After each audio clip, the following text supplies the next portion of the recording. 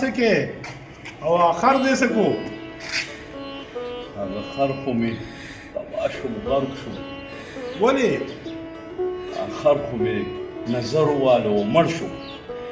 نو هغه کې څه د نظر چې هغه نظر وواله هغه کې د نظر ډېر سو خو دې والي زمون ټول کار خراب کړو نظر نه دی والی تا به په دې والو ته ډېر ظالم یې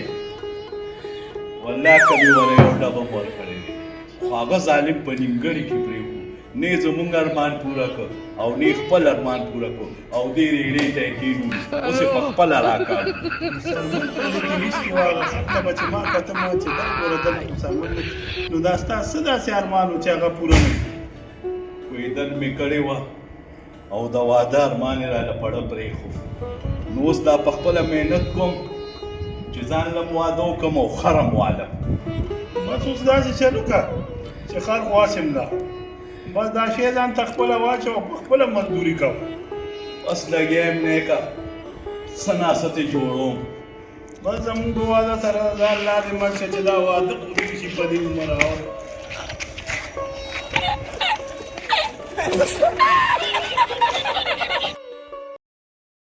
خره ظالمه زه دې په میدان پرېښودم خپله خدای خبر چې څوک وایي مړ دی څوک وایي ژوندی دی خو خدای خبر چې ته ژوندی یې او که نه خره والله دا خره چې خوب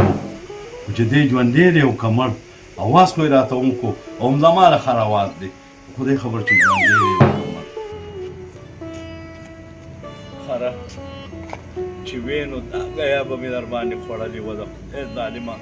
چې د چا شوي او لاړې بې وفا شوي زه دې نیمې کې پرېښوم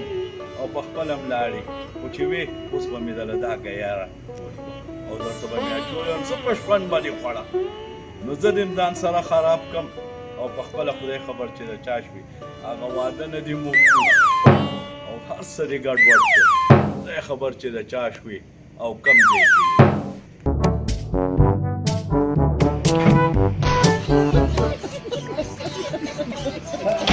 ګاډي والا نه دی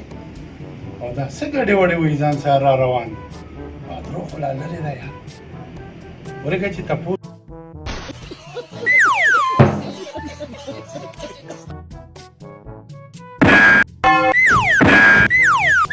دا یې راغه نیک نه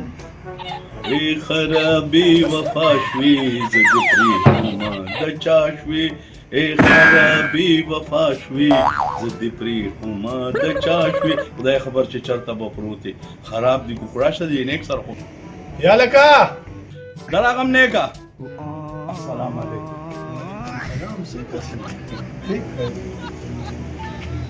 آخرګاډی دی څه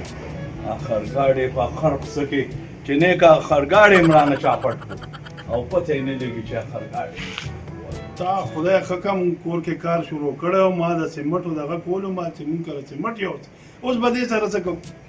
سیمټ دله اوس چېرته نه راوړي چې زمونږ خرګاډی هم لاړو او اخر هم لاړو هغه زما په ارمانونو یې ټولې خاورې ور واړولې نو اوس دا پسې د سیمټ زه خو وایم یو بوجای دې را په اوږه کولې نه چې بس کور ته مې در رسولې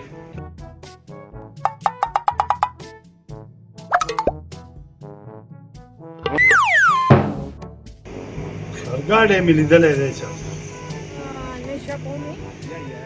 نیکه خدای به شي وپتا به سړی راته ښایه والله کې یې پرېږدم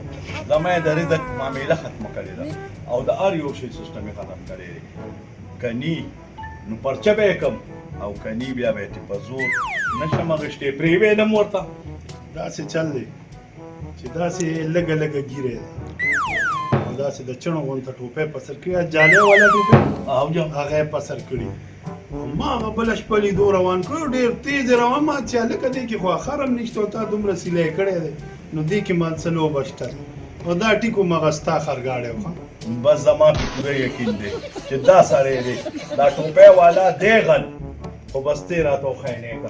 خدای به شي پتا به شي ورپسې ورځم که په زور مې ترې نه شو اخیستی خو پرېږدم ورته که نه رزق لوبه ده ورکې منور نامه ده منور په په دې رنګ روډ داسې روان و ډېر تیز روان و ورځم ورپسې نه ورځه ورپسې سړیه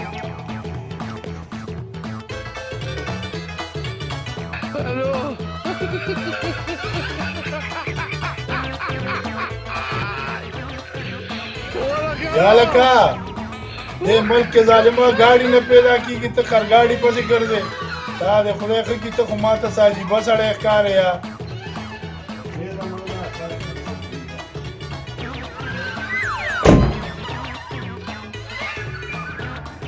څومره ښکلې ګیا ده